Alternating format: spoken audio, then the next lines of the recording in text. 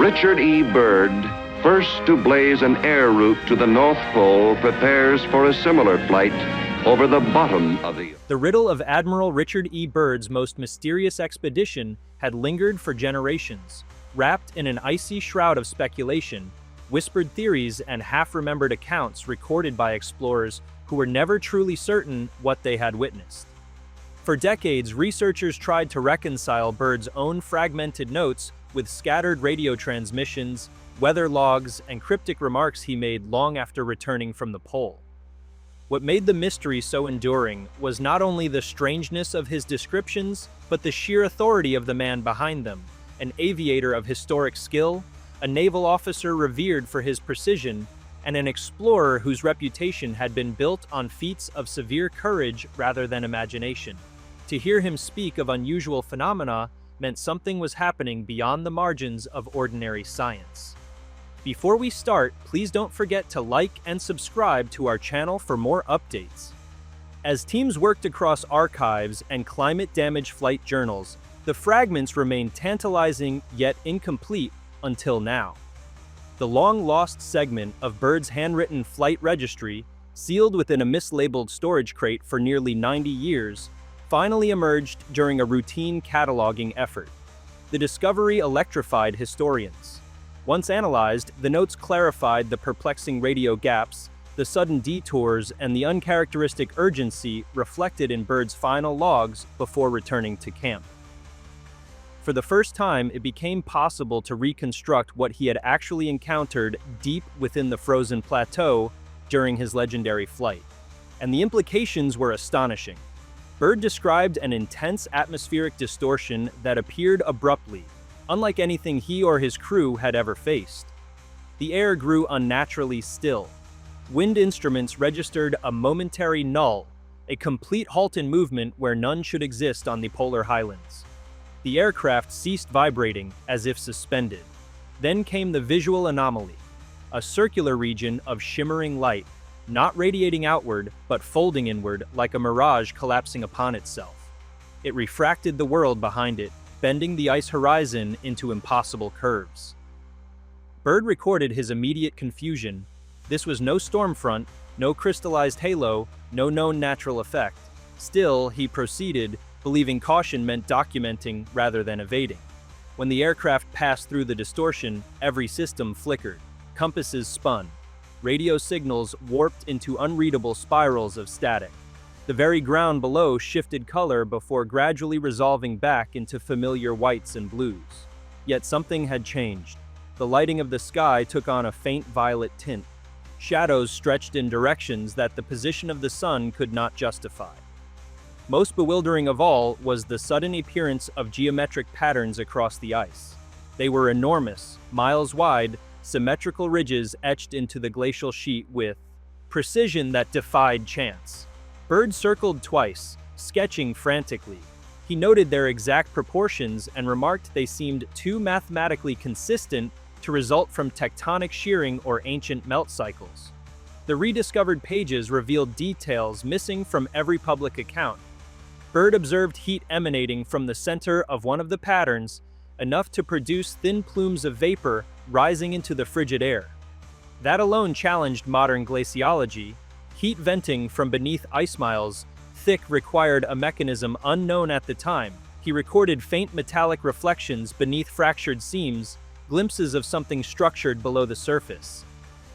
The expedition's aircraft could not safely land on such uneven terrain, so Byrd was forced to hover at a distance. But even from the air, the significance was unmistakable. Something beneath the polar plateau had interacted with the surface in a way that no natural process could replicate. With the new pages, scientists finally decoded the mathematical sketches Byrd had drawn. The ratio of the ridges matched a pattern consistent with resonant vibration mapping, akin to what modern engineers see in materials subjected to harmonic frequencies. That meant the formations were not carved, they were shaped by energy.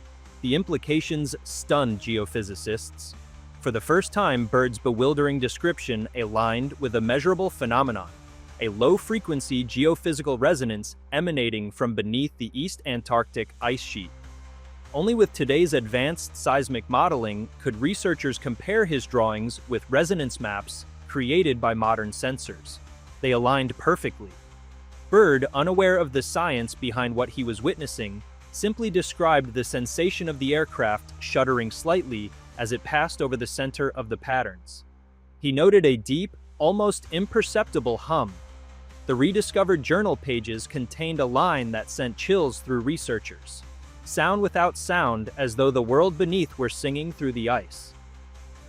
Modern analysis confirmed that the area he flew over corresponds exactly to a now-known subglacial geological structure that routinely emits low-frequency vibrations, frequencies unheard by human ears but capable of influencing their environment.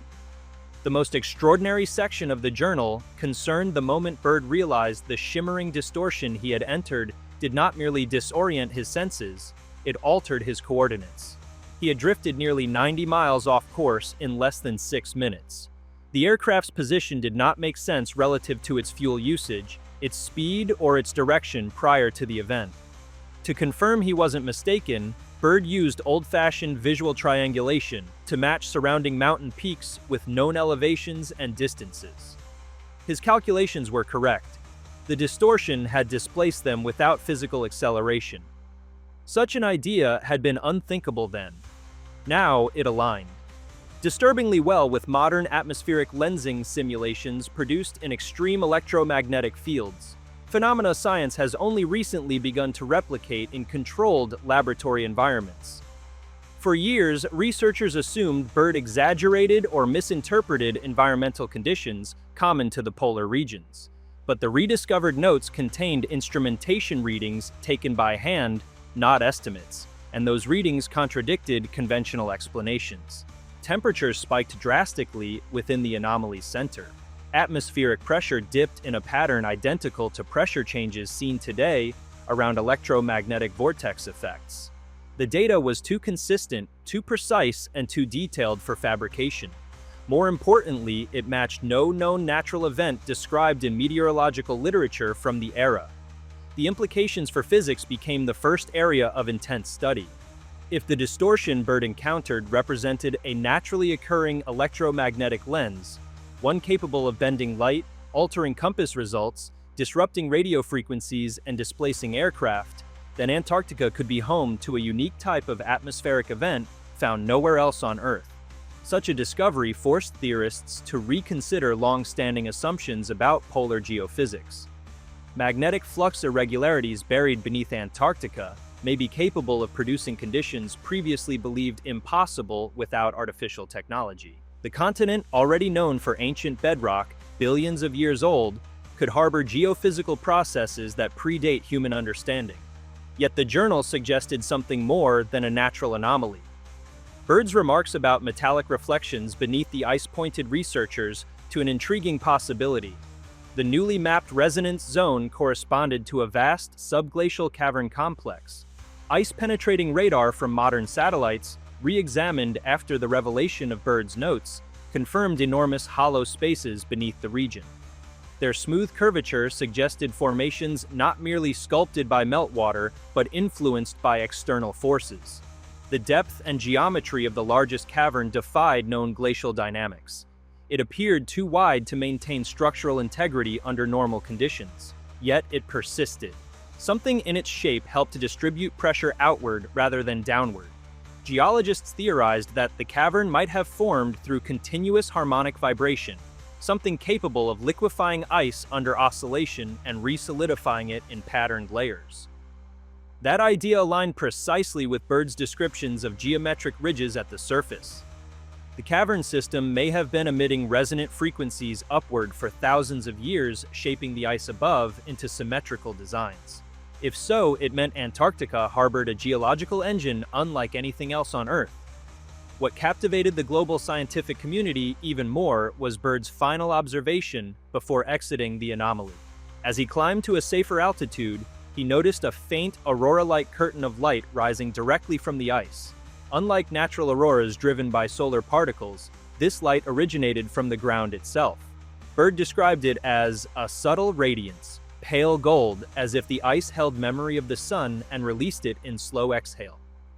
Modern imaging equipment has detected electromagnetic emissions near the same coordinates, emissions so faint they would have been invisible to the naked eye under normal conditions. But inside a distortion field, such emissions might have become visible, explaining Byrd's sighting. The newly analyzed journal pages shifted the entire conversation. No longer was the Byrd anomaly a tale of possible hallucination or navigational error. It became a scientifically grounded case of interaction with an extreme natural phenomenon, one involving electromagnetic fields, geophysical resonance, subglacial caverns, and atmospheric distortions, all interlinked. In numerous laboratories worldwide, physicists seized upon the data.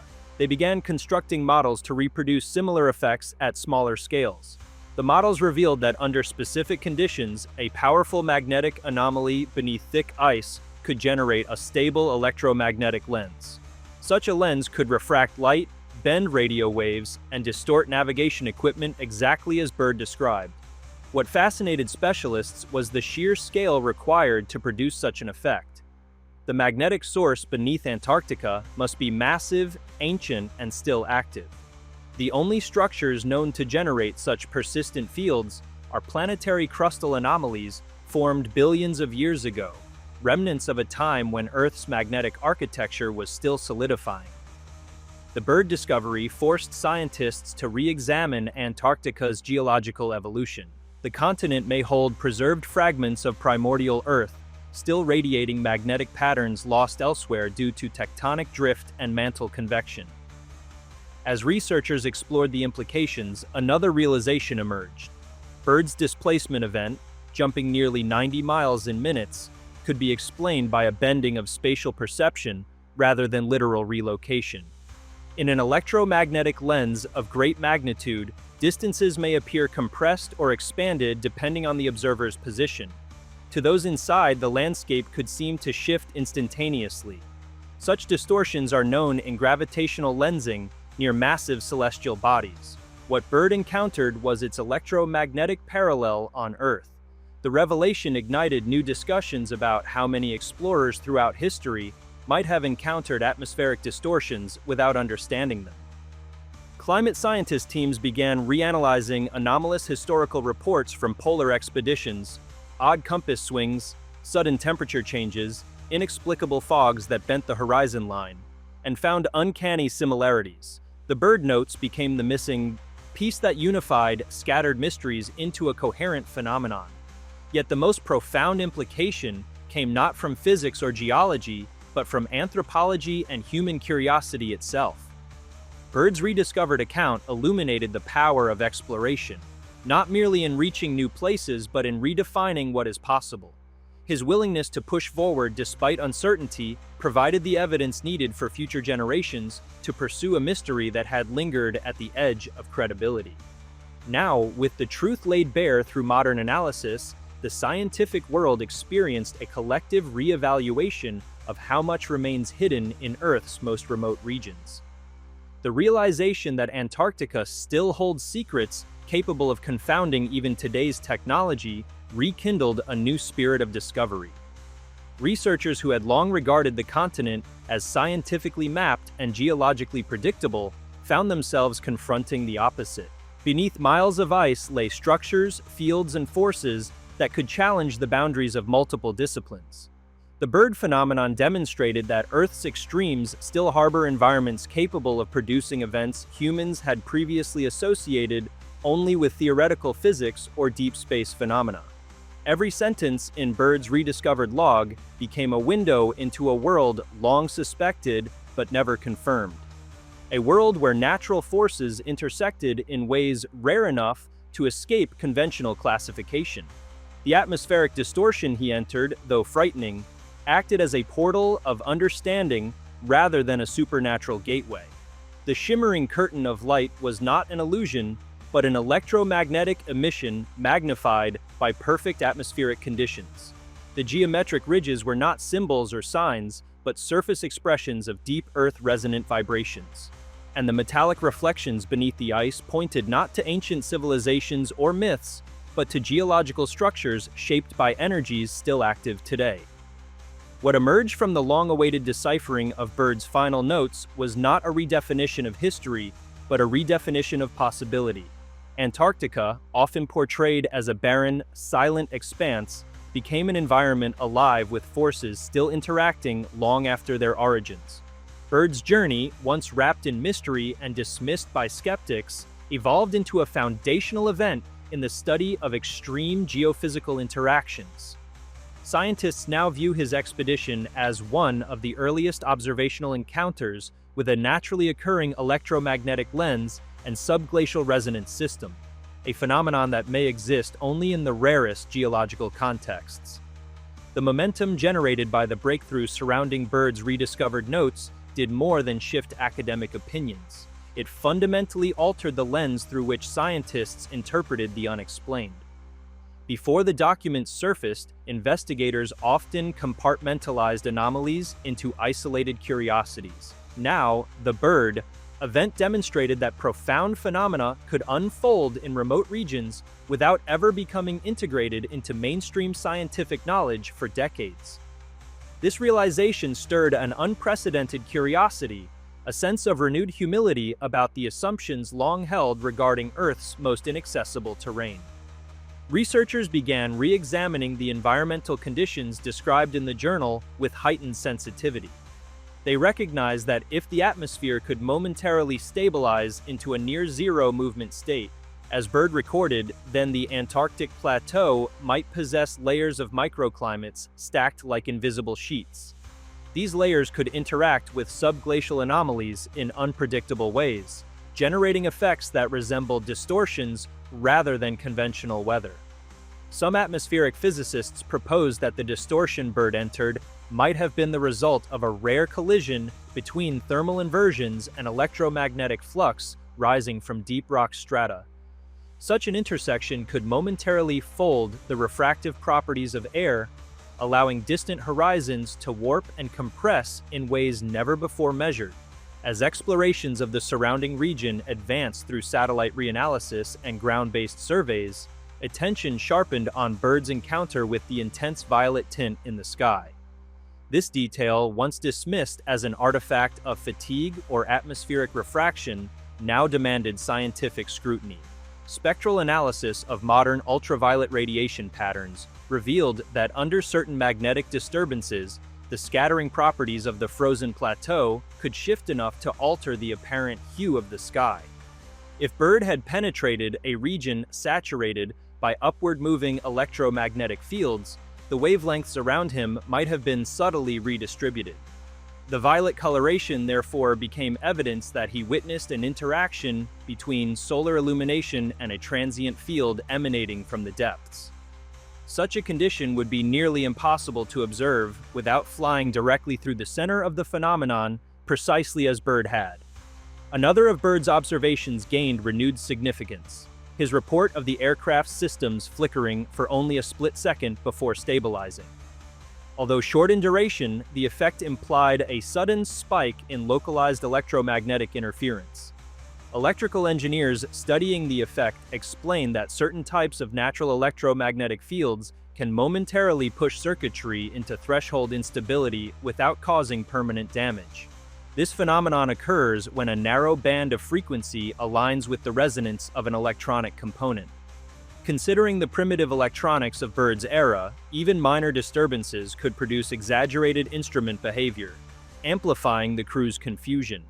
Yet the brevity of the event supported the idea that they flew through the edge of a field rather than its core, suggesting the distortion possessed defined boundaries, not a diffuse spread. As the scientific discourse deepened, a second wave of interest emerged from those studying Earth's internal dynamics. They proposed that Antarctica's unique geological isolation might act as a massive resonance chamber, similar in principle to the interior of giant crystals. The bedrock beneath the ice contains some of the most ancient fragments of Earth's crust, portions unchanged for billions of years. If any region could trap and amplify primordial geomagnetic signatures, it would be this frozen basin. The possibilities compelled geologists to consider whether these trapped signals had intensified over millennia as the ice thickened, compressing the crust and sealing its magnetic patterns beneath a natural amplifier. In this scenario, Byrd's aircraft may have intersected a kind of electromagnetic echo, an ancient remnant of Earth's early magnetic architecture, still pulsing beneath the continent like a hidden heartbeat. The idea that the distortion might be a relic of ancient Earth had profound implications.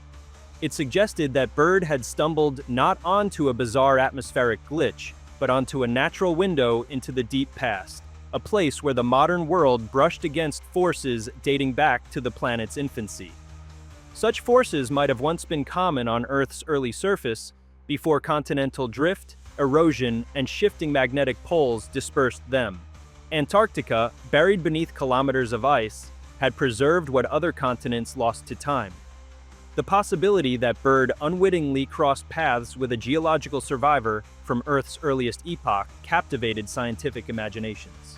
Paleomagnetic researchers studied the concept further, investigating whether the distortion could represent an area where Earth's magnetic polarity had become locked in place, resistant to the sweeping reversals that shape global magnetic fields over millions of years.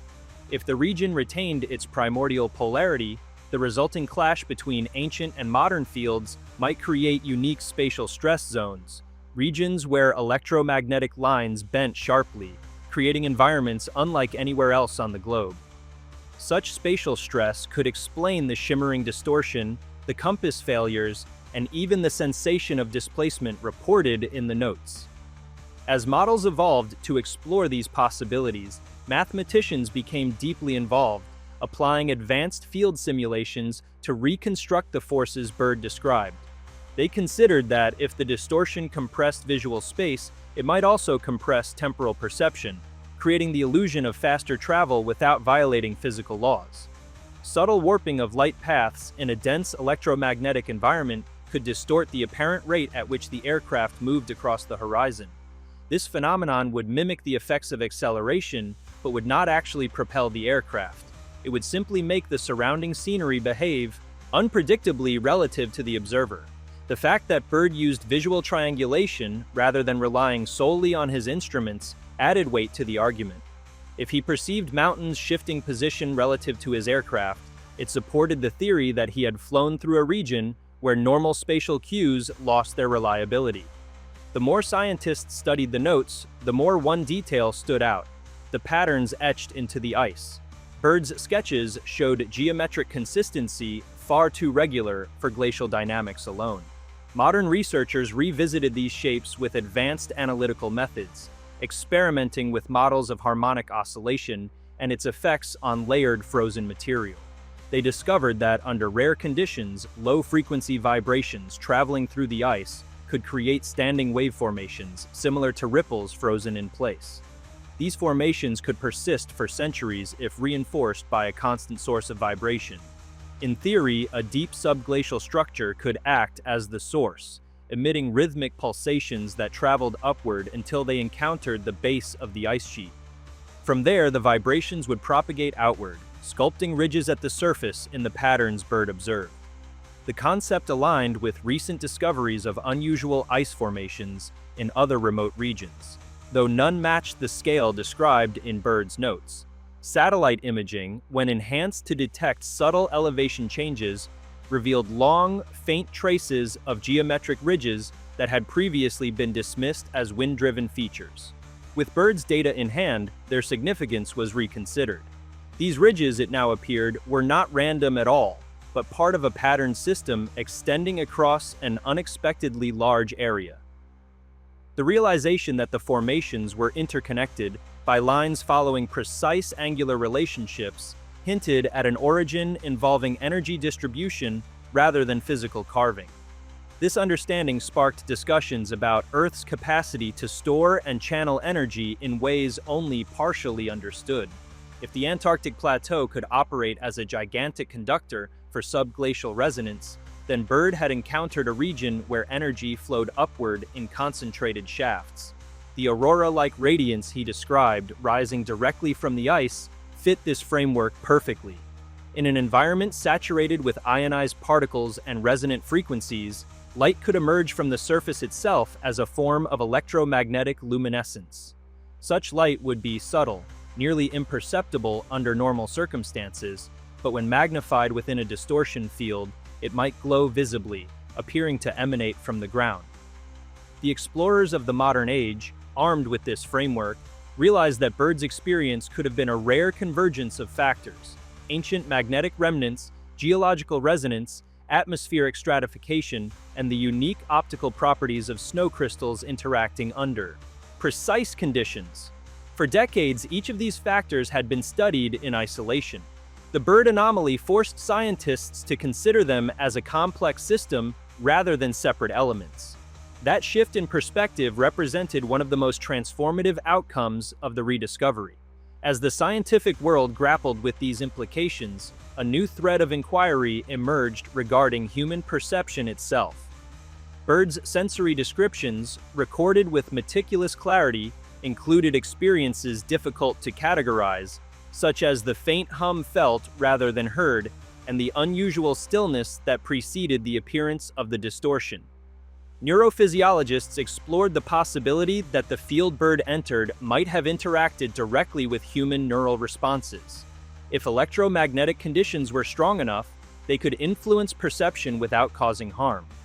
Slight fluctuations in neural firing patterns might create heightened awareness or subtle distortions in spatial intuition. Byrd's sense that the world beneath him was singing, though poetic, might reflect a real resonance experienced through bone conduction or nervous system sensitivity to vibration. The notion that the environment could imprint itself on perception was not new, but Byrd's case provided rare empirical documentation. It suggested that regions of extreme geophysical activity might generate experiences at the edge of human sensory capacity. The rediscovered notes thus served as both scientific data and a study in perception, revealing the complex ways in which the human mind interprets extraordinary natural forces. As scientists continued this line of inquiry, they began exploring a broader question: how many natural environments on Earth might produce rare, fleeting conditions that remain undocumented simply because no one has been present to witness them? The Byrd event became the quintessential example of nature's unpredictability. Antarctica alone spans millions of square kilometers, much of it never traversed by aircraft, let alone studied in depth. If Byrd's encounter represented only a single instance of a recurring yet elusive environmental phenomenon, then the planet may host countless episodes of extreme geophysical behavior waiting to be discovered. This possibility re-energized efforts to study remote regions with new urgency. Teams outfitted with advanced sensors began deploying autonomous devices to polar areas once deemed too uneventful to justify extensive monitoring. Scientists revisited old expedition records, not to validate folklore or myth, but to identify unexplained phenomena that might be reinterpreted through the lens provided by Byrd's newfound testimony. Even subtle anomalies, such as slight magnetic deviations or unusual temperature inversions, took on potential significance. The deeper the investigation went, the more the world realized how narrow its view of Earth had become. The modern approach to exploration often assumed that satellite imagery and computer modeling had revealed all major terrestrial secrets. Yet Byrd's notes reminded everyone that direct human encounters with extreme environments remain irreplaceable. Models could predict, satellites could scan, and sensors could record, but none could replicate the unique insights gained by a human mind navigating the unknown. This recognition elevated the Byrd event into a symbol of scientific humility. It represented a time when exploration still carried the uncertainty of encountering the unprecedented. The rediscovered pages rekindled that spirit, reminding researchers that the world cannot be fully understood from afar. There remain places where extraordinary phenomena unfold in silence, waiting for the rare convergence of observer and event.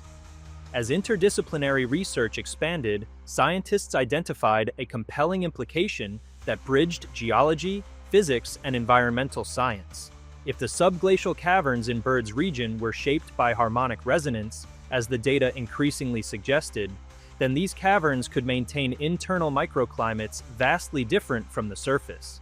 The resonant vibrations could generate heat through friction or pressure alteration, creating pockets of warmth in otherwise frozen landscapes. These microclimates might support unique chemical or even microbial processes. Byrd's observation of heat plumes rising from the ice hinted at such activity, and although he could not land to investigate, his sighting became the foundation for modern inquiries into subglacial ecosystems. In subsequent years, studies of microbial life in Antarctic lakes revealed organisms thriving in isolated environments sealed beneath ice for millions of years. Byrd's region, however, remained especially intriguing. If resonance-driven caverns existed, their conditions might be almost entirely unknown to science. The combination of pressure, heat, and electromagnetic influence could support biochemical interactions different from those found in any known terrestrial habitat. Thus, Byrd's encounter extended its significance into the realm of biology, prompting inquiries into whether such caverns could harbor forms of adaptability unmatched elsewhere on the planet. The potential for unique biochemical environments beneath the ice generated intense speculation, not as sensational tales of hidden species, but as legitimate scientific curiosity about the adaptive potential of extremophiles. These organisms, capable of surviving in harsh conditions, could reveal new aspects of biochemistry and resilience. Their survival strategies might inform studies of life in similarly extreme conditions elsewhere, including icy moons and planets. In this way, Byrd's discovery indirectly provided a framework for thinking about extraterrestrial environments. If Earth itself could produce geophysical anomalies so profound they bordered on the otherworldly, then it became easier to imagine that similar interactions might occur on distant celestial bodies. This idea reshaped planetary science discussions. Byrd's event became a reference point for researchers analyzing data from missions exploring icy moons like Europa and Enceladus. The combination of ice, resonance, electromagnetic activity, and potential subsurface caverns mirrored conditions theorized to exist beyond Earth. The Antarctic distortion thus served as a blueprint for understanding environments where geology and atmosphere might interact to produce phenomena far more extreme than anything found in temperate regions. If you liked this video, please give it a like and subscribe to our channel. Also, could you leave your comments below and tell us, what are your thoughts on scientists finally solving the Byrd mystery? We want to hear from you. Thank you for watching, and see you next time.